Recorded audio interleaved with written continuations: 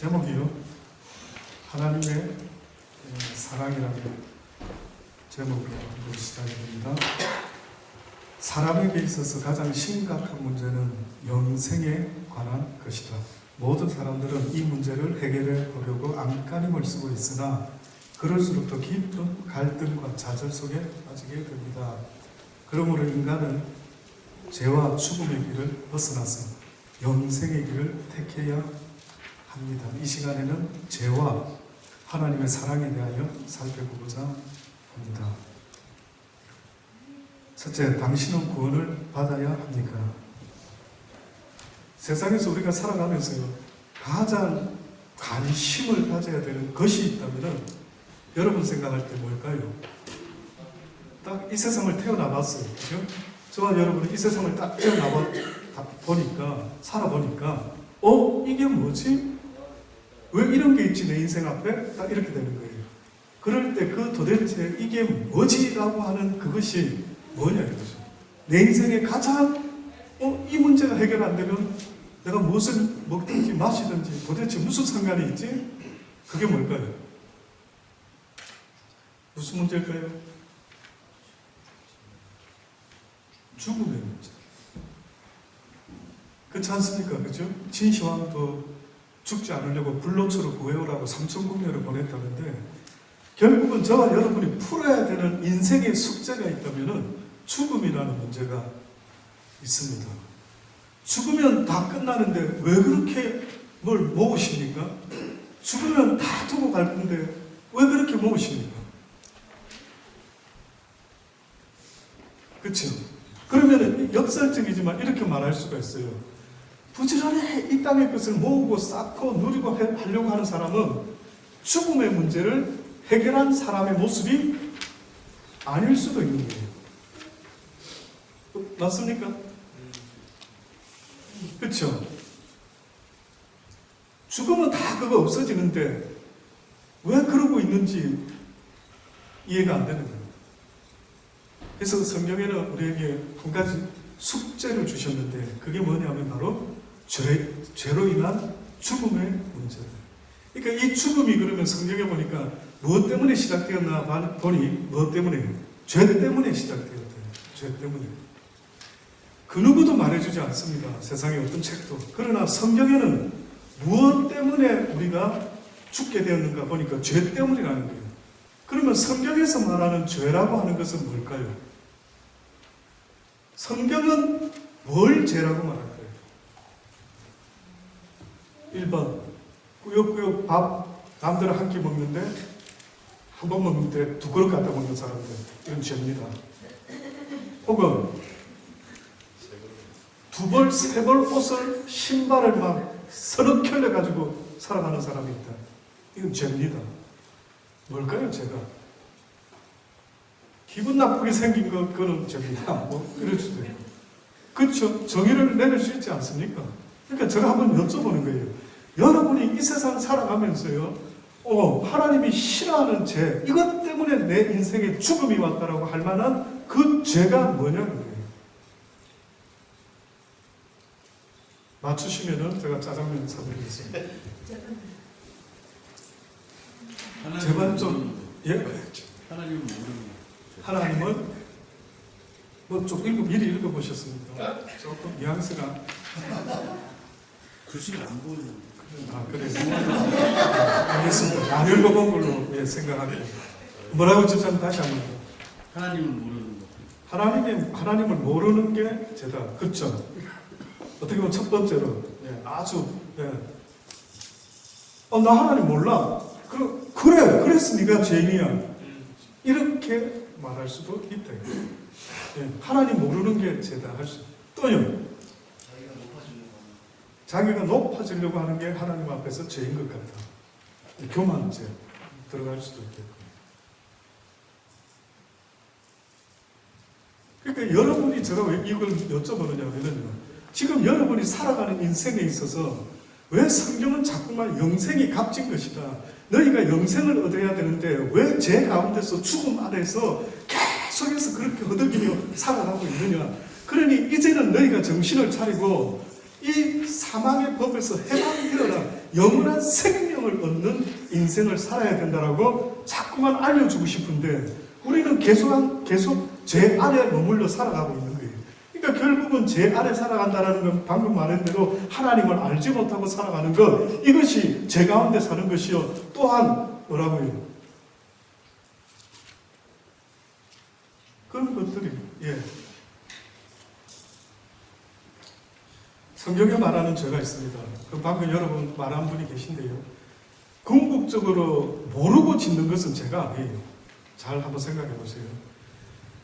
성경에 보면 이런 이야기가 나옵니다. 하나님의 심판이 이루어질 테인데 어디서부터 시작되는가 봤더니만 교회 안에서부터 하나님의 심판이 이루어지겠다 이렇게 했어요. 다시 말하면 하나님을 모르는 게 죄긴 한데 그러나 실질적으로 하나님을 모르고 죄짓고 사는 것은 하나님이 불쌍히 여겨준다. 그건 긍휼히 여긴다. 그래서 인간들이 죄가 뭔지도 모르고 살아가던 시대가 있었는데 그때에 하나님이 죄된 인생이라고 알려준 법이 있었으니 그 법이 무슨 법이라고요? 율법이래요. 그게 율법이라는 거예요. 그래서 여러분이 처음에는요, 뭐 나 밥 2그릇 먹는 거 이게 무슨 죄야? 죄인 줄 몰랐어요. 근데 제가 이제 교회에서 법을 정했습니다. 달란트 교회 식구들은 점심시간에 2그릇 먹지 마세요. 한 그릇입니다. 우리 그 정도로 여유 있지 못합니다. 그러니까 나 1그릇씩만 드십시오. 법을 정했어요. 그렇죠? 그 전에는 2그릇 먹는 거는 상관 있어요? 없어요? 없어요. 그렇죠? 근데 제가 만약에 자 2그릇 드시면 안 됩니다. 이제 법으로 정했습니다. 이렇게 했는데 누가 2그릇 먹었어요? 걸리죠? 괜찮습니다. 오늘 뭐 2그릇 드신 분도 자꾸 고개를 숙이시는데요. 상관없습니다. 3그릇 먹었습니까? 3그릇은 곤란합니다. 앞으로 3그릇은 진짜 곤란합니다. 지금 식사 준비하시는 분들이 계산을 하고 하기 때문에 3그릇까지는 곤란할 것 같습니다.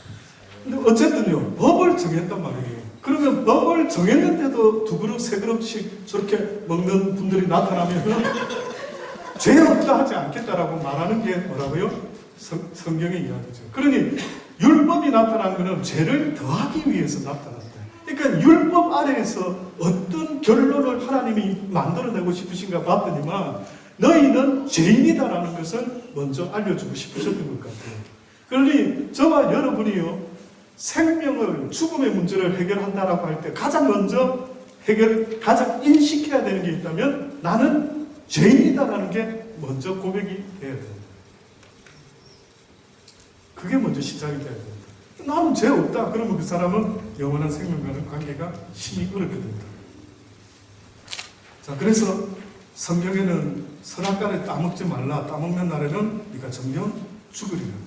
이때부터 이제 죄가 시작됐습니다. 그러니 율법이 있기 전에 또 다른 법이 하나 있었으니 그 법이 뭔지 아십니까?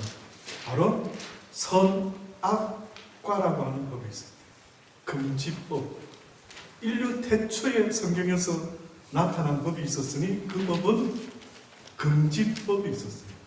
뭘 해라는 법보다 하지 말라. 네가 이것을 하는 날에는 정녕 죽으리라 하는 법이 있었는데 그게 바로 선악과를 따먹지 말라였습니다. 그러니 지금도 모르는 사람한테는 하나님이 야단치지는 않으시는 것 같아요. 네가 몰랐으면 죄 없겠거니와 오히려 안다고 하니 죄가 더한다. 그러니 하나님의 심판이 교회에서부터 시작되겠다라고 하는 것은 결국은 누구를 상대로 하나님이 저지하실 수 있느냐면 알고도 행치 않는 자. 이 자들에게 심판이 먼저 시작됩니다. 그래서 여러분 많이 알려고 하는 것이 그렇게 썩 좋을 것 같지만 어떤 때는 성경은 많이 알면 아는 만큼 내가 많은 걸 요구할 것이다. 그래서 성경은 많이 아는 게 중요한 게 아니에요, 사실. 저는 여러분이 뭐 제자화 공부도 있고 뭐 성경 공부도 저희도 하고 뭐 할 수도 있지만 많이는 저는 안 시키려고 생각합니다. 많이. 머리로는 많은 걸 알았는데 실제 그렇게 살지 못하면 죄가 더 늘어나기 때문에 그랬어요. 그래서 조금 아시더라도요, 어떤 믿음이 되어야 되냐면 행하는 믿음이 되기를 주의 이름으로 축원합니다. 왜 당신은 구원을 받아야 합니까? 성경 사도행전 2장 40절에서 너희가 이 패역한 세대에서 구원을 받으라 라고 하나님께서 말씀하셨기 때문입니다. 이 패역한 세상이라는 것은 이 판이 어떻게 깔아졌는가 보니까 죄악된 판이 깔아져 있어요. 지금 죄악의 판이 깔아졌어요. 그러면 이 죄악의 판이라는 것의 근본적인 의미가 뭐냐라고 물어보시면요, 모두가 자기를 위해서 살아간다. 자기를 위해서. 지금도 여러분이 자기를 위해서 목회하고 자기를 위해서 사업하고 자기를 위해서 선교하고 자기를 위해서 한번 돌아보세요. 예? 자기를 위해서 살아가는 게 얼마나 하나님께서 그건 사랑이 아닌 거예요. 사랑의 하나님께서 말씀하는 모든 진리의 말씀은 나를 위해서 살아가는 게 아니라 하나님과 내 이웃을 위하여 살아가는, 내 이웃을 내 몸과 같이 사랑해야 하는데 내 이웃을 내 몸과 같이 살려고 하면 내가 희생돼야 됩니까? 안 돼야 됩니까? 희생돼야 되죠. 그런데 어떻게 내 이웃을 내 몸과 같이 사랑하라는 말이 나도 사랑하고 그도 사랑하고 이게 되느냐 이거예요. 그거는 어렵습니다. 그거는 논리로는 가능할는지 몰라도 내가 누군가를 사랑하려고 하면 희생이 따를 수밖에 없다라는 겁니다. 희생이 따를 수밖에 없어요. 그래서 하나님의 사랑은 나를 향할 때는 그는 사랑이 아니라 욕망, 이기심, 욕심이 되지. 근데 오늘날의 문제가 이 사단이가 죄 안에 판을 새로 싹 깔아버렸는데 기가 막히게 깔아난 거예요. 모두가 속도로 깔아난 거예요. 그게 뭐냐면 너 먼저 사랑해라는 거예요. 너 먼저. 이게 얼마나 무서운 줄 아십니까? 너를 먼저 사랑해라는 것은 모두가 그 사상에 종이 돼버리면 나를 건드리는 놈은 어떻게 됩니까? 용서할 수 없어요. 맞습니까? 그렇죠? 나를 건드리는 녀석은 내가 용서할 수 없다. 결국은 너를 사랑해라 하는 말은 좀 더 나가면은 네가 가시 되어라 이 말이에요. 성경에서 사랑의 대상을 말할 때에 여러분 그 사랑의 대상은 곧 신이다. 너무 심한 것 같습니까? 여러분 보세요. 원래 신에게는 목숨을 내놓죠. 신과 인간의 피조물의 관계라면은 그분은 생명의 주권자이고 전지전능하신 분이고 그분 앞에서는 모든 자들이 무릎을 꿇어야 돼. 왕 앞에. 그렇죠? 그러면 신을 섬긴다라는 것은 저와 여러분이요 목숨을 내놔야 돼요. 목숨을. 근데 보니까 사람들이 누군가를 사랑하게 되면은 뭘 내놓습니까? 목숨을 내어놓는 거예요. 처음 듣는 이야기처럼 그렇게 쳐다보지 마십시오. 부담스럽습니다. 아니, 누군가를 사랑하면은 목숨을 내놓을까요? 안 내놓을까요?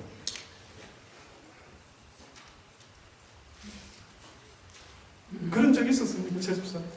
아직은 죽은 적이 없어요. 아직은, 그러니까, 네. 목숨 내놓은 적은 아직까지는 뭐 목숨 살아있으니까요. 아직까지는 목숨 내놓고 누굴 사랑해 본 적은 없을 수도 있겠죠. 있어요. 아, 있다고요? 죽지는 않았으니까 목숨은 아직 있다. 와, 거의 죽은 돼. 예, 준비되어 있고 사는 자체가 거의 죽은 상태에서 거의 내 뜻은 없고 사랑하는 이해됩니다. 공감됩니다. 그러니까 그 말은 사랑하는 사람을 위해서라면 내 뜻을 다 내려놓고 지금 그렇게 살아가고 있으니 나는 죽은 것과 똑같지 않을 거예요. 그럴 수가 있죠. 그러니까 여러분 한번 생각해 보세요. 하나님은 신이셔요. 신은 무서운 분일 수도 있고 아주 전지전능하신 분이죠. 우리는 그분과의 관계에서 뭐가 담보가 되는 줄 아십니까? 생명이 담보되어 있어요. 이 생명이 담보되어 있어요. 쉽게 말하면 내가 신의 뜻을 거역했다 그러면 어떻게 될 수도 있다. 죽을 수도 있다. 근데 놀라운 것은 그와 똑같은 것이 있는데 자발적인 그 어떤 액션이 있는데 그게 뭐냐면 누굴 사랑하게 되면 신에게 해야 되듯이 자발적으로 어때요? 내 생명까지도 내어놓는 일이 벌어져요. 내 생명까지도. 그거는 그리고 왕이라 생각하면 저분이 내 목숨을 쥐었다 놨다 달라면 줘야 되지. 근데 누굴 사랑하게 되면 이제 억지로 빼앗기는 게 아니라 어떻게 된다고요? 줄 수가 있다는 거예요. 사랑을, 생명을. 이것이 바로 신이 우리에게 어떻게 보면 말씀하고 있는 사랑의 겁니다. 저는 이 땅의 사람들이 뭘 하나 주제를 배워야 되는 주제가 뭘까요? 하면 저는 그 주제는 사랑이어야 된다고 주저없이 이야기할 수 있습니다. 사랑 없는 인생이 얼마나 힘든지 살아보셔서 알지 않습니까? 그래서 잠언서에는 뭐라고까지 말하느냐 하면은 다투는 아내와 그렇게 살아갈 바에 그런 가정이 될 바에는 어떤 가정이 낫다고요? 오히려 육선이 가득한 가정보다는 오히려 콩 한 조각이라도 나눠 먹을 수 있는 가정이 바로 복된 가정이다. 사랑은 그 정도로 하나님이 원하시는 모습입니다. 이 사랑 없는 삶의 모습, 이것을 저는 깨달으면 사도행전 2장 40절에 너희가 이 패역한 세대에서 구원을 받으라. 이 사랑 없는 세상에서 구원을 받으라. 동의하십니까? 사랑은 참 좋은 겁니다. 사랑은 진짜 매력적입니다. 근데 사랑이 없어지면요, 지옥과 같은 게 바로 우리의 인생입니다. 자, 1번. 우리 인간은 하나님 앞에서 모두 죄인이다라고 지금 계속 알려주고 싶어 합니다. 그래서 결국은 저와 여러분이 예수를 배웠다라고 하면 첫 번째로 고백되어져 나와야 되는 게 있다면 뭘까요? 나는 죄인으로서. 해본 적 있습니까? 정성기사 진짜입니까? 입술로만 하는 거 아닙니까? 그럼 내가 어떻게 알아요? 당신 입술로만 고백하고 사는지 아니면 실제 널 보면 내가 이분은 진짜 나는 죄인입니다 고백한 분이구나. 어떻게 알 수 있을까요? 네, 말은 맞는데 주님만이 하십니다. 내가 얼마나 죄인이신지 이렇게 그저 맞죠. 궁극적인 면은 주님만이 아시는데 실제 알 수 없을까요? 그러면 실제는 누가 한번 말해줘 보세요. 지금 방금 여러분도 동의했습니다. 성경을 딱 배워보니까 이 율법을 딱 보니까 이렇게 살면 의인을 했는데 해보니까 나는 이렇게 못 사는구나. 야, 징글징글하다. 나 같은 놈은 죄인이 맞구나. 주여, 나는 죄인으로 서이다. 베드로가 예수님한테 설교를 딱 듣고 나서 처음으로 고백한 말이 뭐라고 합니까? 주여, 나를 떠나소서. 나는 죄인으로서. 어느 정도로 심각하게 느꼈으면은 그가 성경 공부 처음 시작해서 예수님께 하나님 말씀을 딱 들었을 때 그가 가슴에 확 와닿은 것은 나는 나쁜 놈이구나. 이걸 아는 거예요. 그렇죠? 그래서 이제 고백했어요. 주여, 나를 떠나소서. 나는 나쁜 놈입니다. 이렇게 했는데 지금 방금 같이 주님만 아십니다. 이거 갖고는 좀 부족하다. 그럼 실제 저 사람은 자기가 진짜 죄인으로 알고 있는가 봐. 딱 보니까 그래. 뭘까요? 회개의 열매, 합당. 예. 잘 배우시군요. 네. 최집사 잘 배우시는 맞습니다. 회개에 합당한 열매. 나중에 배울 겁니다. 이야기할 겁니다. 일부러 여기 써놓지 않은 것 중에 하나 있어요. 여기 써놓은 거기 때문에 미리 봤으면 컨닝 행동 같더라고요. 글자가 안 보여서 그렇습니다. 알겠습니다. 여기 안 써놓은 것 중에 제가 지금 한번 대답을 드릴게요. 만약에 내가 죄인입니다라고 고백했다면 그 사람은 자기 스스로 진짜 죄인인 것으로 스스로도 봐도 내가 하나님께 죄인인구나라고 고백한 사람이구나. 이거를 조금 느끼면 좋잖아요. 그렇죠? 그래서 하나님이 봤을 때도 아들아 내가 너를 아노라. 내가 네 마음을 보아노라. 네가 진실되게 죄인임을 고백한 것을 내가 보아노라. 이런 소리 들어야 될 거 아니에요. 성경에는요. 네가 네 스스로 오늘 우리 목사님 말씀한 것처럼 하나님이 내가 너를 아노라 이렇게 한다 할 때 어떻게 하면 하나님이 나를 안다고 하시지? 내가 너를 보았노라. 내가 너를 아노라. 네가 어떻게 사는지 어떤 마음으로 갖고 있는지 안다. 그러니까 지금 우리의 마음을 좀 봐라요. 나를. 많은 사람들이요, 자기를 이야기할 때에 실제 자기 모습을 보는 사람이 있고 희망사항을 말하는 사람이 있어요. 어때요, 여러분? 실제 당신은 죄인이라고 지금 말하는 거예요. 실제 당신은 어떤 사람인가를 지금 말을 하는 건데, 뜻밖에도 여러분은 내가 이런 인간입니다 라고 한 번도 말 안 하는 거예요. 어떻게 보면 자기의 희망사항만 말하는 거예요.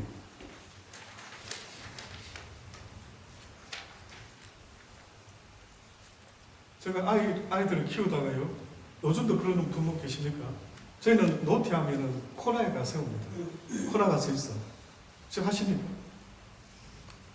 혹시 그렇게 애들 키우고 계십니까? 안 하죠. 좋은 엄마시네요. 다른 거를 몽둥이로 쪽지는 그럴 수 있죠. 예, 집사님 성격은 화끈하시니까 그런 거는 초전에는 막 잡아야 됩니다. 해서 막 코를 낼 수도 있고, 아니면 저는 주로 이제 저도 때려 잡았던 때가 있었습니다. 우리 사모도 당신이 그때 그 애를 그렇게 얼마나 포악하게 때렸는지 그래서 그럴 때마다 가슴이 좀 찌릿찌릿하고 그 다음부터 바꿨어요. 방법을 코너에 세우는 거 바꿨어요.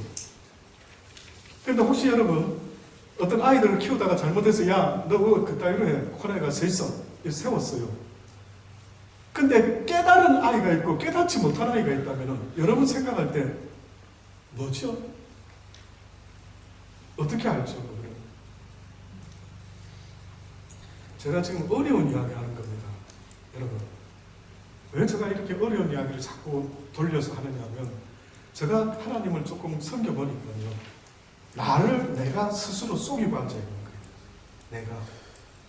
내가 실제 나는 여기 있고요, 그렇지 않는 내 모습이 여기 있는데 늘 그렇지 않는 내 모습을 상대 안 하고, 그러니까 실제의 내 상태의 모습을 상대를 하지 않고 내 희망상 나 이 정도면 뭐 자기를 스스로 속이고 적당히 넘어가고 이러고 앉아있는 거예요. 하나님이 회개하라 천국이 가까웠다 이렇게 외쳤을 때에 여러분 보세요. 어떤 사람은 주여 내가 바로 그 죄인이나이다 회개하나이다 하고 나오는 자가 있고, 어떤 사람은 이럽니다. 앉아서 예배드리다가도 가만있어 최 집사 듣고 있는가 모르겠다 저쪽에 이렇게 말하는 거예요. 김 집사가 들어야 되는데 저 성경 이러고 있는 거예요. 자기를 모르는 거예요. 자기를. 얼마나 슬픈지 아십니까? 지금 하나님이 나한테 무슨 말을 하는지를 들어야 되는데 자기가 듣지 못하고 살아가는 거예요. 여러분, 저는 여러분이 그리스도인이 되기를 주의 이름으로 축원합니다. 천국에 가세요. 가셔야 됩니다. 이 덧없는 세상에 덧없이 살다가 늙어서 그냥 죽을 것이 아니고요, 영원한 생명의 나라로 구원받게 되기를 간절히 주의 이름으로 축원합니다. 그래서 여러분이 생각하는 실제 자기 모습을 봐야 되는데 하나님은 그 모습이 바로 죄입니다. 회개하라고 하십니다. 자, 우리 인간은 하나님 앞에서 모두 죄인이기 때문입니다. 로마서 3장 10절에 세상에 의인은 없나니 하나도 없다라고 말씀했습니다. 다음 성경 구절을 읽고 묻는 질문에 답해 보시기 바랍니다. 지금부터 먼저 찾는 분들이 이야기를 해주시면 되겠습니다. 사람들은 무엇을 보냈습니까? 로마서 3장 23절의 말씀을 읽어주세요. 먼저 찾으신 분이요. 모든 사람이 죄를 범하였으며 하나님의 영광이 예, 성경이 거짓말이 아닌 다음에 분명히 말하는 것은 모든 사람이 죄를 범하였다.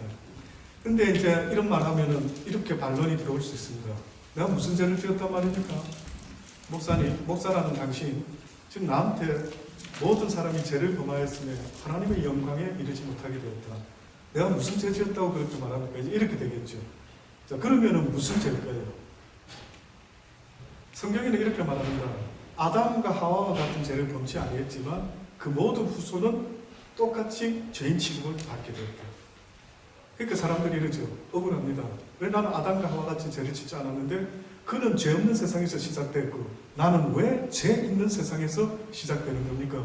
이렇게 질문이 되는 겁니다. 그러나 너무 불공평하다고 생각할 필요 없답니다. 왜? 예수 그리스도가 이 땅에 오시고 나서 누구든지 그를 믿는 자마다 멸망치 아니하고 영생을 얻게 하려 하셨으니 결단코 불공평한 것은 아니다. 그러니 아담과 하와가 죄를 짓고 나서 그 다음부터 모든 이들이 죄의 자손이 되고 말았는데 그걸 신학교에서는 뭐라고 가르치냐면 원죄라고 이야기해요. 똑같은 죄는 안 지었는데 죄가 계속 전달이 되고 있는 게. 쉽게 말하면은 얼음 틀을 갖다가 쉐이프를 쿡 찌개진 모습으로 만들어진 걸 물 부어서 얼음 만들면 계속 그 모양으로 나오겠죠. 그것처럼 하나님이 모든 일을 다 죄 아래 내버려 두고 마셨대요. 그래서 판을 갖다가 어떻게 보면 판이 죄로 시작이 되고 말았어요. 세상에. 언젠가도 말씀드렸죠. 시간이 없어서요. 그 이유가 있으시대요. 왜 그렇게 다 내버려 두셨는가? 하나님께서 그분의 자비와 긍휼과 사랑을 나타내려고 할 때에, 그분의 의를 나타내려고 할 때에 뜻밖에도 우리에게 필요로 하는 것은 그 반대의 것이 필요합니다. 다시 말하면 저와 여러분이요, 하늘나라에서만 살았다고 한다면 우리는 이 세상의 슬픔과 걱정과 근심과 눈물, 어려움과 고난은 전혀 알 길이 없어요. 그래서 어떤 면에서 보면 하나님의 나라가 그렇게 좋은 나라인지를 알 수가 없다고요. 하나님의 나라가 그렇게 가고 싶은 나라인지 거기서부터 시작되었다면 알 길이 없어요. 그러나 이 땅을 지금 살아가고 있기 때문에 우리 모두가 하나님의 나라가 얼마나 좋은 것인가를 알 수 있게 된 거예요. 다시 말하면 라면이 얼마나 맛있는 건데 라고 한다면 배가 고파 보면 라면이 맛있다라고 말할 수 있는 것처럼요. 결국은 이 땅의 모든 것들이 하나님의 계획과 섭리가 있다.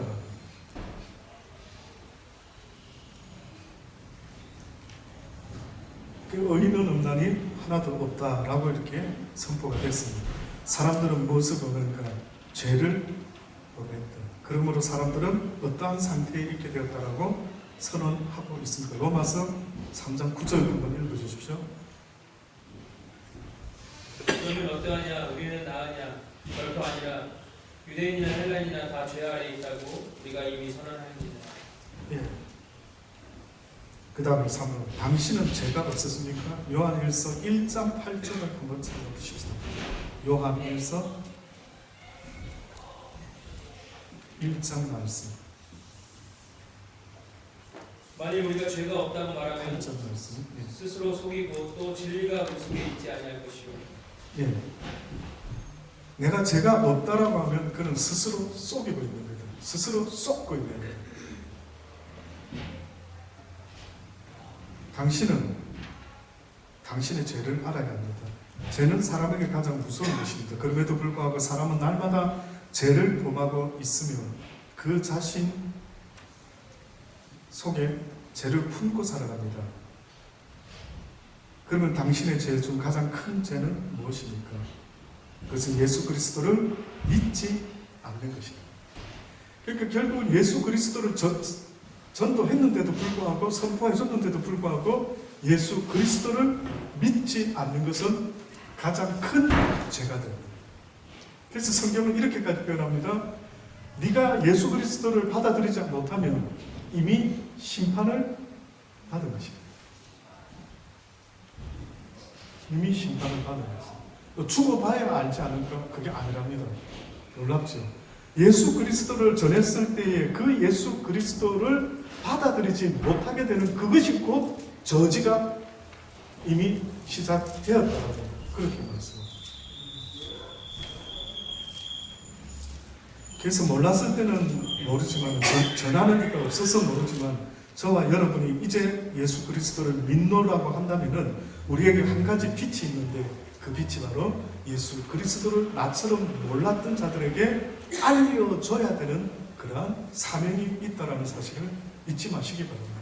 여러분의 직업이 무엇인지 저는 알지 못하죠. 다 알지는 못하더라도요. 무슨 직업을 통해서라도 여러분을 통해서 하나님이 증거되어야만 된다.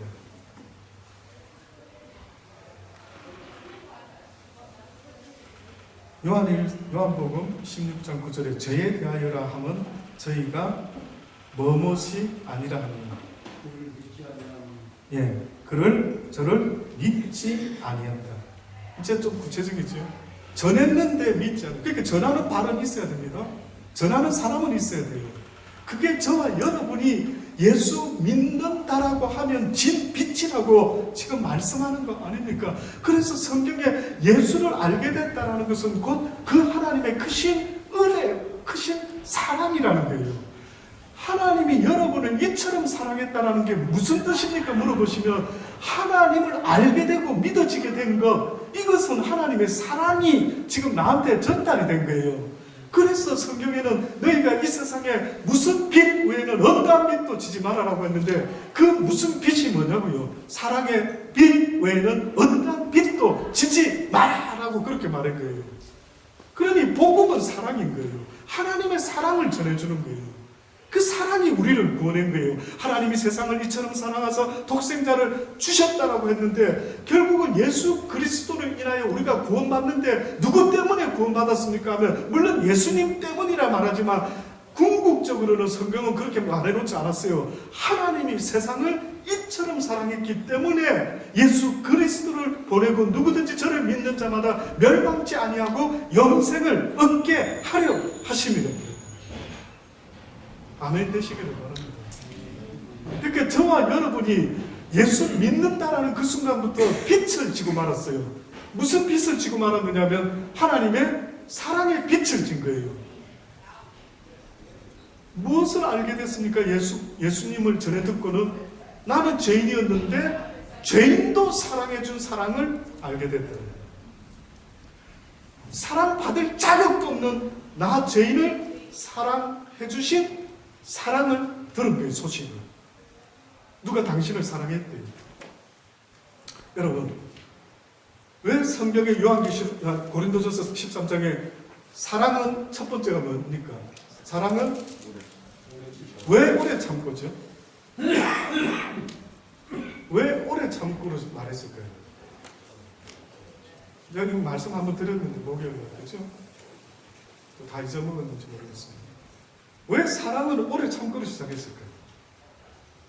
제가 수요일날 했나요? 여러분, 성경이 말하는 사랑은 어떤 사랑이냐 하면은요, 사랑할 만한 사람을 사랑하는 것, 그 오래 참을 필요 있습니까? 없습니까? 집사님? 없죠. 즉각적으로 나타나면 되죠. 아우 귀여워라 이거는. 우리는 그게 사랑인 줄 알고 있죠. 근데 성경에는 사랑을 오래 참고라고 말했어요. 그럼 그 뜻은 뭐냐면은 너희가 사랑할 만한 사람만 사랑하는 것은 사랑이 아니기 때문에 그래요. 그래서 도무지 사랑할 수 없는 사람까지라도 사랑하려고 하니까 무엇이 필요합니까? 오래 참는 게 필요해요. 예를 들어 어떤 아기를 봤습니다. 근데 그래 잘생기진 않았어요. 그렇게 진짜 다가가서 아우 이뻐라. 얘 몇 살이에요? 아우 이뻐. 이렇게까지는 아니에요. 근데 차마 또 그렇게는 못하겠고. 그럼 어떻게 합니까, 집사님? 하긴 하죠. 그 뭐가 필요합니까? 인내가 필요합니다. 조금 인내. 이게 무슨 말인지 모르시는가 봐. 딱 보니까 조금 미안하지만 막 지구의 아이가 아닌 것 같은 느낌이 좀 들었어. 약간 예를 들어서. 그래서 근데 또 차마 그렇게 대놓고 또 말하기 그렇지 않습니다. 그럼 이제 예를 들어 보는 겁니다. 여러분 이해하기 쉽게. 얘 구성지게 생겼습니다. 얘 어째 이렇게 특이하게 생겼? 얘 뭐 될 것 같다. 아주 개성 있다. 뭐 이런. 그러니까 여러분 단어 선택을 하더라도 저는요. 진짜 누가 봐도 객관적으로 봐도 못생긴 아를 갖다가 이쁘네요. 이러면 그 부모들이 다 압니다, 여러분. 딱 가면 저 사람 정말 형식적으로 말한다. 가식적이다. 이렇게 다 압니다. 여러분만 아는 게 아니라 그분들 다 알아요. 저는요, 목사로서 목사의 양심을 가지고요, 그렇게는 말 안 합니다. 지혜를 써가지고요, 좀 특이하게 생긴 애들은 뭐 실하게 생겼다 그러기도 하고요. 개성이 있네. 자국감이다. 그래서 이렇게도 말을 하죠. 그러나 그런 말할 때에 저 심령 속에는요, 인내심이 필요합니다. 조금 살짝 필요합니다. 뭐 많이 필요는 안 하고 약간은 필요합니다. 그래서 제가 어느 날 깨달아지더라고요. 그렇구나. 왜 성경에 사랑은 오래 참고로 시작됐을까? 결국은 그 말은요, 사랑할 만한 사람을 사랑해라는 뜻이 아니었던 것입니다.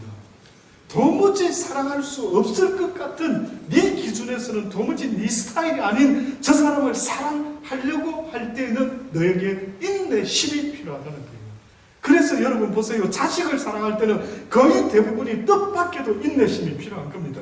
어휴, 내가 어떻게 저런 놈이 저기 태어나가지고 저기 가문의 망신이다 뭐 이런 생각이 들기도 하고, 어느 때는 저 누구 닮은 네 애비를 닮아가지고 뭐 이러고도 네 애비를 닮았어. 그러게 야 이거 할아버지 닮은 거야. 야 저는 우리 둘째 보고 어느 날 야 어찌 외삼촌에 이렇게 닮았지. 그러니까 왜 한치건 너 외삼촌이냐 그럴 때 보니까 좀 마음에 안 드는 거예요. 그래서 그 애를 사랑하려고 하니까 무엇이 필요합니까? 인내심이 필요해요. 그래서 여러분 주변에 둘러보세요. 막 좋아서 어쩔 줄 몰라 할 사람이 누가 있습니까? 누군데요? 남편요? 잠깐 눈 멀었을 때 잠깐이죠. 지나고 나면 지금 왼수. 제가 신학교 야간에서 한번 강의했던 적이 있어요. 그래서 이제 결혼 한 10여 년 되는 분한테 지금도 스틸 아내를 사랑하십니까? 뭐 이렇게 어느 집사님한테 물어요. 저를 또 쳐다보는 아주 놀라운 눈빛으로 그 무슨 질문이 그렇습니까? 어떻게 지금 제가 결혼 10년 넘었는데 그런 질문을 저한테 던지십니까? 그러면서 정으로 산대요. 정으로. 애들 때문에. 여러분이라고 별반 아닌 듯 표정 짓지 마십시오. 여러분은 아닌 것 같습니까? 그래서 하나님이 우리에게 지금 말씀하는 거죠. 사랑은 오래 참는 거라고. 참아주면서 그 하나님의 사랑으로 기다려주면서 살아가는. 그래서 성경은 우리에게 이런 말씀까지 하는 겁니다. 너희가 죄인 되었을 때에 하나님께서 너희를 기다려주고 참아줬다. 그러니 너희도 그리하라. 기다려주세요. 조금 더 기다려주세요. 주님은 죽을 때까지 기다려주셔요. 지금 주변에 마음에 안 드는 사람들 있죠. 여러분이 진짜로 그들을 변화시키기를 원하면요, 여러분에게 사랑이 있어야 되는데 그 사랑은 오래 참음으로 시작이 된다. 사랑만이 사람을 변화시킬 수가 있습니다. 시간은 좀 오래 가더라도요, 누군가의 마음을 움직일 수 있는 힘은 이 세상에 사랑밖에 없다. 그래서 예수님이 실패하신 게 아니라 자기를 죽이는 자를 향해서도 하나님 저들을 용서하여 주옵소서. 저들이 하는 일을 저들이 알지 못하고 합니다. 그 사랑의 씨앗이 오늘 이 땅에까지 이렇게 전파된 것 아닙니다. 그러니 여러분도요, 어디 가서 사랑 없는 모습으로 아무리 누구한테 무슨 말해도 소용없어요. 여러분 설교할 때도 설교자들도 마찬가지입니다. 제가 배운 하나님은 뭐라고 주의를 줬는지 아십니까? 네가 가슴에 내 사랑을 가지고 복음을 전하지 않으면 너는 아무도 변화시킬 수가 없을 것이다. 명심해라. 사랑 없이 복음을 전할 것 같으면 입을 다물어라. 사랑이 없다 싶으면 하지 마세요. 내 심령 속에 그 사랑이 없다 싶으면 다른 일을 하세요. 다른 일. 복음 전하는 일은 그 사랑 없이는, 사랑 없이 해가는 모든 것이 다 죄다고까지 말했어요. 딴 일 하면 되죠. 딴 일 하면 돼요. 저도 피하려고 얼마나, 지금도 어떻게 보면 뭐 지금은 좀 덜하지만 한때는 제가 이 진리를 깨달고 났어요. 사랑 없는 내 모습을 쳐다보면요, 저는 사람을 낳는 어부는 아니 될지라도 생선을 낳는 어부는 될 수 있을 것 같습니다. 그래서 저희 아내한테 고스포도로 이사 가자고 했어요. 기라미에 살 때. 그래서 이랬어요. 여보, 당신이 우리가 피시앤칩스 가게를 열자. 그래서 내가 물고기를 부지런히 잡는 어부가 될 테니 그대는 요리를 해서 우리가 부족해서 사람을 낚는 어부까지는 안 되더라도 저 물고기를 잡으면서 맛있게 피시앤칩스를 튀겨서 사람들에게 이렇게 팔 수 있는 그거라도 한번 잘해봤으면 좋겠다. 정인입니다. 제가 목회 감독을 그거 하려고 그랬습니다. 왜냐? 저는 어부의 아들로 태어났기 때문에 생선에 대해서는 얼마나 친한지 모릅니다. 그런데 그분이 말려줬기 때문에 제가 이 길을 가고 있습니다. 네. 저는 분명히 아버지 앞에 가서 할 말이 있습니다. 저 부족해서 안 한다 하지 않았습니까? 왜 막으셨습니까? 그렇게 막을 수 있습니다. 그러니까 그 뜻은 사랑 없이는 할 수 없는 거예요. 보니까 저를 보니까 사랑이 너무 없는 거예요. 진짜 사랑할 만한 사람만 사랑하고 사람 못할 사람 나타나면은 확 그냥 막 보니까 숨겨진 분노가 막 올라오고 막 이러고 있는 저 모습을 보니 어느 순간에 가증스럽다. 그래서 이런 가증스러운 모습으로 살 바에는 그냥 피시앤칩스를 하는 게 낫겠다라는 생각을 사실은 했었습니다. 혹시 또 갑자기 여러분들도 어느 날 찾아오셔가지고 목사님 감동받았습니다. 저도 피시앤칩스 가게라고 오픈하고 싶습니다. 이렇게 또 하실 수도 있겠지만은 그 정도로 여러분 자기를 속이지 마시기를 주의 이름으로 부탁합니다. 남 사람 말로 상대합니까? 언젠가 주님 앞에 섰을 때 주님 앞에서 할 말만 하게 될 겁니다. 네가 나를 속이려고 했느냐? 그 실패자 인생. 승리 제대로 사는 사람은 하나님 앞에서 사는 사람. 누가 나를 어떻게 볼까? 누가 나를 어떻게 볼까? 힘써서 자기 의를 드러내려고 굳이 그럴 필요가 뭐가 있습니까? 우리 인생의 승부는요, 구원받아 천국에 가는 것이다. 자, 지금부터 또 성경 말씀.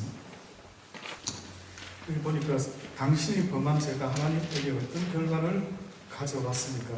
아래 성경을 읽고 관련된 말씀에 줄로 연결하십시오 했는데 뭐 줄로 연결 안 하셔도 됩니다. 제가 일부러 그냥 옆으로 다 맞춰놨습니다. 그래서 한번 여러분이 쉽게 어려운 거 싫어하실 것 같아서 쉽게 만들어놨습니다. 로마서 6장 23절 먼저 찾으신 분은 한번 읽어주십시오.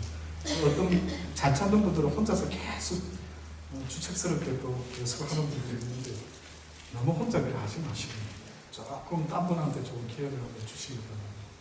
로마서 6장 23절. 지혜에서 하나님의 은사는 그리스도 예수 주 안에 있는 영생이라. 예, 로마서 6장 23절. 예? 나서 찾았습니다. 다시 한번 또 딴 분 한 번 더 읽어보세요. 늦게 찾은 분 좀 아쉬워하시는 것 같은데. 한번, 예, 아까 하려고 하셨더니. 죄의 삭슨 상황이요 하나님의 은사는 그리스도 예수 우리 주 안에 있는 영생입니다. 아멘. 예, 정확히 말했죠. 죄의 싹은 뭐라고요? 사망이고, 그리고 하나님의 은사는 그리스도 예수 우리 주 안에 있는, 다시 말하면 쉽게 말하면 예수 그리스도를 믿는 자가 얻게 되는 놀라운 선물이 있는데 그 선물은 이 땅의 것이 아니라 뭐라고요? 영생이라고. 영생을 알려고 하면 죽어봐야 사실 알겠죠. 근데 이 땅에서부터 영생의 삶을 시작할 수 있다라고 성경이 말해요. 성경은요, 죽고 나서 가는 곳이 아니라, 천국이 아니라 이 땅에서부터 영생의 기쁨을 맛보며 살아가는 자들이 생기시는데, 영원한 생명을 예약한 사람, 이미 살고 있는 사람의 모습이 있다라고 말하는데, 그게 무슨 모습일까요? 이거 맞추시면은 제가 짬뽕 쏘겠습니다. 네, 짬뽕 쏘. 맛있는 짬뽕, 뭘 하시는 거예요? 저 절대 거짓말 안 합니다. 이런 거는 거짓말 안 합니다. 녹화가 다 되기 때문에 짬뽕 시간 맞춰서 사드릴게요. 마음 내키면 제가 수제 군만두도 추가해서 한번 해보려 합니다.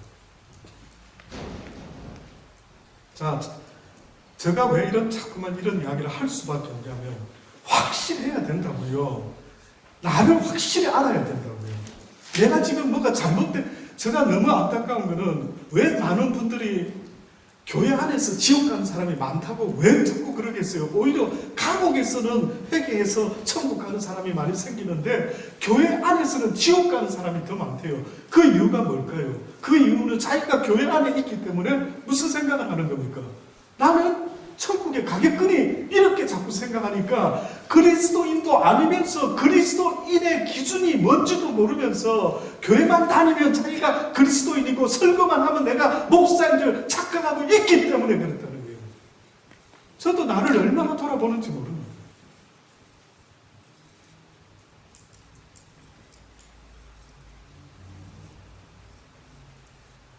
자, 영생 받은 사람의 삶의 모습 빨리 말해보세요.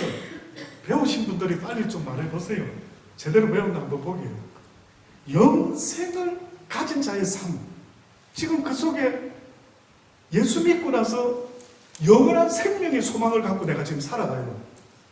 그러면 그 사람이 이 땅에서부터 다른 사람과 좀 다르단 말이에요. 성경에서. 그러면 다른 증거를 보이라고 한다면 뭐냐 이거예요. 감사. 그래. 먼저 첫 번째 감사. 감사가 나오게 돼요. 또 평안. 그렇죠. 또 영생 곧 하나님과 나를 아는 것이다. 아니 알아요. 그래. 정답이죠. 목소리가 너무 무게를 갖다. 아니 이렇게 부담이 갑자기 좀 톤 올려요. 좀 올렸어요. 제 뒤에 무슨 소리인지 못 들었습니다. 그래요. 영생의 삶을 예약받았다 한다면 성경에 뭐랬어요? 혹시 하박국이라는 선지자 들어보신 적 있습니까? 하박국 선지자가 뭐라고 말했는지 아십니까? 이 땅에서 살아가는 내 인생에 있어서 외양간에 뭐 포도원에 소출이 없고 뭐 열매가 없고 양이 없고 뭐가 아무것도 없어도 무엇으로 인하여 나는 즐거워하고 기뻐한다라고 했는데 무엇으로 인하여 기뻐하며 즐거워하며 산다 했습니까? 하나님의 구원을 인하여 기뻐하며 즐거워하며 사노라 그랬어요. 아멘? 아멘 되세요. 그러면 빨리 나를 돌아보라고요. 중요한 문제잖아요. 내가 천국 가야지. 하박국이 천국 간다면은 그 나하고 무슨 상관이 있는데요. 하박국이 가든지 말든지 이름도 희한한 사람이 가든지 말든지 나하고 무슨 상관인데 하박국이 누군데 나는 들어도 보지도 못했는데 내가 가야 되지 않습니까? 근데 어느 날 하박국이라는 사람이 한다라는 말이 모든 게 다 없는데 나를 구원하신 예수 그리스도 하나님으로 인하여 내가 기뻐하고 즐거워한다 했잖아요. 그러니까 여러분이 좀 봐란 말이에요. 나를 좀 현주소를 바라고요. 뭐 없는데 기뻐하고 즐거워하고 있느냐를 바라는 거예요. 그럼 정확하게 내가 그리스도 안에 있는 영생의 삶을 가지고 사는 자인지 이 땅의 삶에 연연해하면서 살아가고 있는 자인지를 여러분 스스로가 자기를 체크해 봐라고요. 두 번째, 골로새서 1장 21절 찾으신 분 한번 읽어주시죠. 골로새서 1장. 전에 악한 행실로 멀리 떠나 마음으로 원수가 되었던 너희들 예, 조금 더 하나 더 읽어주셔야 됩니다. 이제는 그의 육체의 죽음으로 말미암아 화목하게 하사 너희를 거룩하고 흠없고 실망할 것이 없는 자로 그 앞에 세우고자 하셨으니 예, 전에 악한 행실로 멀리 떠나 마음으로 원수가 되었던 너희를 이제는 그의 육체에 죽으신 예수 그리스도의 육체의 죽으심으로 말미암아 화목케 하사 하나님과 화목되게 하사 너희를 거룩하고 흠없고 책망할 것이 없는 자로 그 앞에 세우고자 하늘나라로 데리고 가시고자 그렇게 하셨더라고요. 마태복음 세 번째, 마태복음 25장 46절의 말씀을 보는 거예요.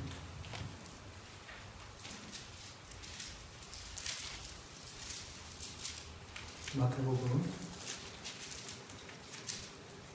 25장 46절입니다.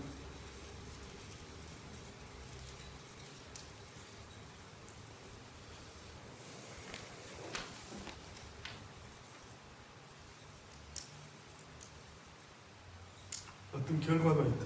46절. 저희는 영벌에, 의인은 영생에 들어갑니다. 이게 하나 답답한 노릇이 있어요.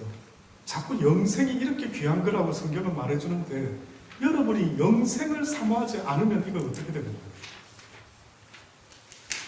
이게 어떻게 되죠? 이게 어렵습니다. 혹시 여러분이 하나님이라면 어떻게 할까요? 영생이 좋은 거거든요. 되게 좋은 건데 영생을 사모해야 줄 수 있는데 사모하게 만들어야 돼요. 그럼 여러분이 하나님 같으면 어떻게 영원한 생명을 사모하도록 만들까요? 고난을 통해서. 고난을 통해서. 딱 죽지 않을 만큼 주리를 트는 거죠. 죽으면 안 되니까.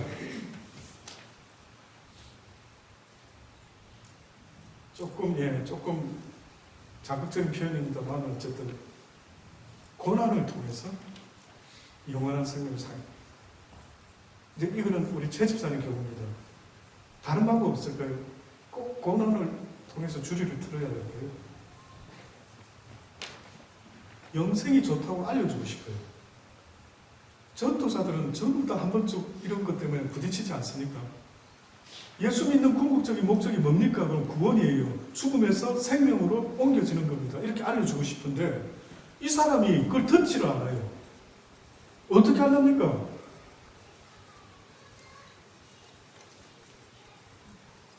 네, 만약에 뭐 누가 되더라도 저기 우리 정승찬 됐고 또 너무 심오한 또 대답을 할 것 같아서 여러분 어떻게 하죠?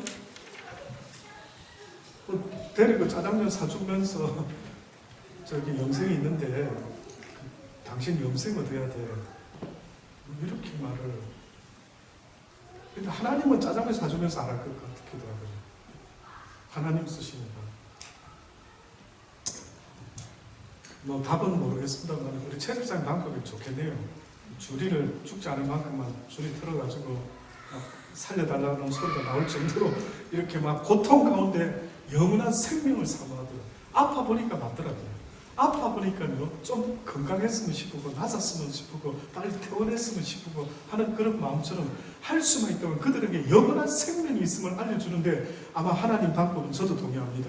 고난을 주는 것 같아요. 그래서 이 세상이 고난이 유익이다라고 말하는 이유는 고난을 통해서 영원한 생명을 사모할 수 있는 마음만 가질 수 있다면 이 땅에서 고난이 어떻게 해요? 유익이 될 수가 있다. 이것을 가르쳐줘야 되는데 영생을 사모해야 되는데 사모하지 않으니 이게 문제가 되지 않습니까? 이게 아마 하나님이 고민하시는 부분이지 않을까라는 생각도 좀 듭니다. 그 다음에 요한복음 3장 36절입니다.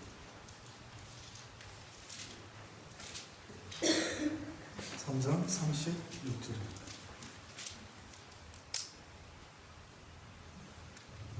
아들을 믿는 자는 영생이 있고 아들을 순종치 아니하는 자는 영생을 보지 못하고 도리어 하나님의 진노가 그 위에 머물러 있느니라. 그래서 여러분과 저는 부지런히 목숨 걸고 예수 그리스도를 전할 수 있어야 됩니다.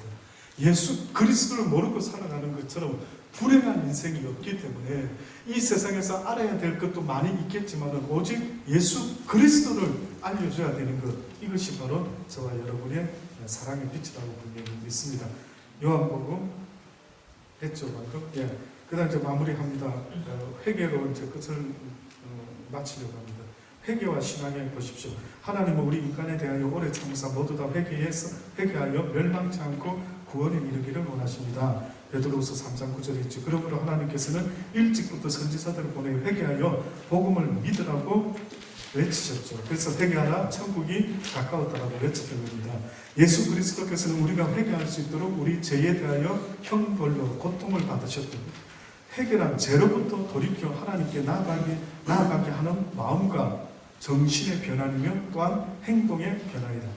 많은 사람이 회개를 이야기할 때 이 회개라는 게 진정한 회개가 어떤 것인가 라고 말할 때 생각의 변화를 말합니다. 생각의 변화. 예를 들어서 사도 바울이 그가 처음에는 자기가 믿는 소신을 가지고 예수 믿는 사람들이 잘못된 것이고 예수는 괴뢰 도당이다 라고 믿어 의심지 않아서 잡아 죽이는 일에 앞장서고 살았던 생각을 가졌던 때가 있었죠. 그런데 그가 어느 날 다메섹 도상에서 예수 그리스도 부활하신 주님을 만나고 나서 그의 생각과 마음이 다 바뀌어지고 말았습니다. 바뀌어졌더니만 그가 어떻게 바뀌었나 보니까요, 내가 이제는 그리스도를 위하여 살고 죽겠다라고 말하면서 이제는 입만 뻗끗하면 예수 그리스도를 전하는 자의 삶으로 바뀌어졌어요. 그래서 회개라고 하는 것은 그냥 입술로 나는 죄인으로서 나를 떠나서서라고 회개하는 걸 말하는 게 아니라 나의 모든 말과 행동과 모든 것이 다 변화가 일어나는 것을 이야기합니다. 내 센터가 변화되는 거예요. 또다시 말하면 그전까지 좋아했던 것이 있었는데 그게 싫어지고 갑자기 거룩한 것을 좋아하게 되고, 오늘도 말씀드린 것처럼 배설물로 여기게 되고, 갑자기 그전에는 관심도 없던 이것이 나에게 너무나 관심이 오는 거예요. 이렇게 내가 실질적인 변화가 일어나야 된다. 회개하면서의 변화된 모습이 나에게 일어나야 된다. 그러면 왜 회개해야 할까요? 마태복음 3장 2절을 보십시다. 예수께서 뭐라 했다고요? 회개하라, 천국이 가까웠다. 결국 이 말은 천국에 가고 싶으면 회개를 해라라고 이야기합니다. 예수 그리스도가 구원을 우리를 위하여 십자가에 달려 죽어주심으로 우리를 구원했다라고 하는 것에 대한 나의 반응은 회개로 나타나라는 거예요. 그분은 죽어줬다 그래. 나 대신 죽어줬다 그래. 이제 알았느냐? 아, 주님이 나 대신 돌아가 죽어주셨네요. 그러면 그분에 대한 그 진리에 대한 인정하려면 뭘로 나타나느냐면 회개로 나타나야 됩니다. 이게 중요합니다. 그래서 오늘 이 시대에 교회 다닐 때 회개를 모르다 보니까요, 회개하지 못한 죄인들이, 용서받지 못한 죄인들이 회개해야 용서를 받는데, 그들이 모여있는 곳에는요, 싸움과 다툼이 똑같습니다. 교회나 정치나 모든 것은 똑같습니다. 사도행전 17장, 누가복음 13장 5절에 써놨습니다. 예수께서 너희에게 이르노니 아니라 너희도 만일 회개치 아니하면 다 이와 같이 어떻게 된다고요? 망하리라. 사도행전 17장 30절에 성경은 알지 못하던 시대에는 하나님이 허물지 아니할 거니라. 알지 못했을 때는 하나님 뭐라고 하지 않는답니다. 이제는 어디든지 사람을, 자 그 다음에 사도행전, 예, 우체국의 장로는 빨리 찾으십니다. 젊은 사람들 지금 책장 넘기고 있는데 무슨 특별 스마트폰 갖고 계세요? 어플이 요즘 최신 거 갖고 계시는지 모르겠는데, 장로님 다시 한 번만 더 읽어주십시오. 한 번만 더 읽어주십시오. 알지 못하던 시대에는 하나님 허물지 아니하셨거니 이제는 어디든지 사람을 뭐라고요? 명령하사 회개하라고 말씀하셨습니다. 예, 이제는 다 주의 종들에게, 예수님의 종들에게, 제자들에게 다 알려줘서 이제 전해나가고 했는데 회개하라라고. 회개란 인간에 대한 하나님의 요구사항이요, 구원의 필수 요건이기 때문입니다. 정리하면 회개해야 할 이유는 하나님의 요구사항, 또한 구원의 요건이기 때문이고, 또한 제사함 받을 수 있고 하나님의 자녀되고 장차 천국에 갈 수 있기 때문이다. 회개하지 못하면 어떤 삶을 살게 될까? 사실은 이게 더 중요합니다. 호세아 5장 15절로 한번 볼까요? 호세아서 구약성경 5장 15절입니다.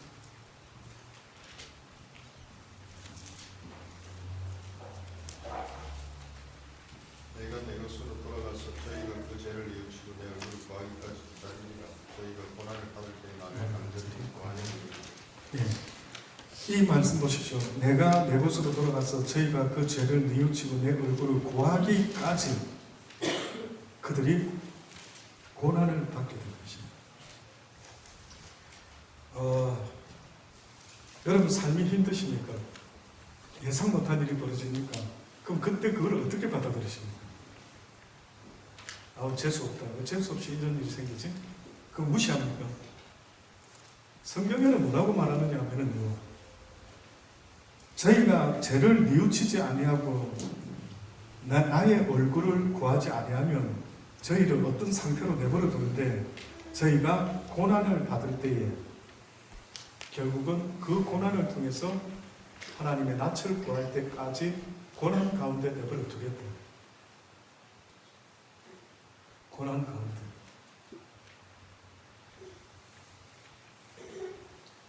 그러니까 여러분이 고난이 없고 어려움이 있으면요, 일단은 어떻게 해야 되느냐면 회개 기도를 해야 됩니다. 여러분이 어떤 일이 벌어지면은요, 일단은 회개 기도해야 됩니다. 그냥 예를 들어서 어디가 아프다. 왜 아프게 하십니까? 하나님 낫게 해주실 줄 미션이다.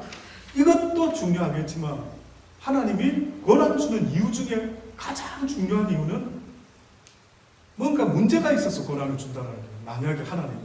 그럼 그 고난 속에서 뭘 하라고 주느냐? 답이 뭐냐면 왜 나를 이렇게 힘들게 하셔요? 나 좀 빨리 낫게 해주세요. 이게 아니고 뭐라고요? 회개를 회개. 내가 혹시 하나님께 그러니까 고난 가운데 여호와께 부르짖으라 이 말은 고난 가운데 회개함으로 주께 나오라는 거예요. 회개 기도해라는 거예요. 저는요 조그만한 무슨 일이 벌어져도요 굉장히 민감하게 하나님께 반응합니다. 언제까부터? 아버지 혹시 이거 내가 뭐 잘못한 게 있습니까? 내가 뭘 모르고 지금 이러는 것입니까? 그럼 아버지 깨닫게 해달라고. 제가 아버지 다시 돌아보기를 원합니다. 이렇게 빨리 죄에 대해서 예민하다는 게 뭡니까? 예? 죄에 대해서 예민하게 반응합니다라고 하는 것 그게 뭘까요? 그것은 곧 내가 뭐가 죄인지 뭐 압니까? 하나님이 알려주지 않으면 내가 지금 하는 짓거리가 혹시나 하나님 보시기에 나쁜 거라면은 이게 멈춰야 되는데 멈추지를 못하니까 하나님이 야단을 치고 고난을 주겠죠. 그러면은 죄에 대해서 예민하다라는 뜻은 고난이 올 때 예민하게 반응하는 거죠. 아닙니까? 목사님 저는 죄를 싫어합니다. 허구한 날 죄 짓고 앉아있으면서 못 느껴요. 여러분은 죄송한데 여러분 얼굴이 얼마나 두꺼운 사람들인 줄 아십니까? 오늘 거울 보면서 자로 두께를 한번 재보십시오. 얼마나 얼굴이 두껍고 목이 곱고 뻔뻔하고 여러분은 그냥 말로 해서 어머나 내가 잘못했구나 모른다고요. 죄를 밥 먹듯이 오토매틱으로 자연스럽게 입에서 함부로 말하고 함부로 하나님 자리에 앉고 모세의 자리에 앉아가지고 저지하고 판단하고 함부로 죄를 밥 먹듯 짓고 앉아있는데 무슨 죄에 예민해? 뭐가 그래 예민한데? 근데 죄에 대해서 예민한 사람이 있다면은 하나님이 너무 보시다가 내를 대시고 좀 때릴 때 그때 얼른 어머 내가 뭘 잘못한 거 없어? 하고 나를 돌아볼 수 있어야 된다라고 말하는 겁니다. 여러분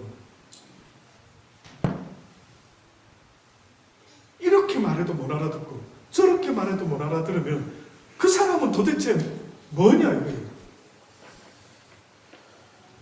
예. 그래서 호세아서에 그러면 어떻게 회개하여야 할까요? 이 문제에 대해서 다음 성경을 찾아보면 회개하는 방법을 알아봅니다. 첫째, 회개란 자백하는 것이다.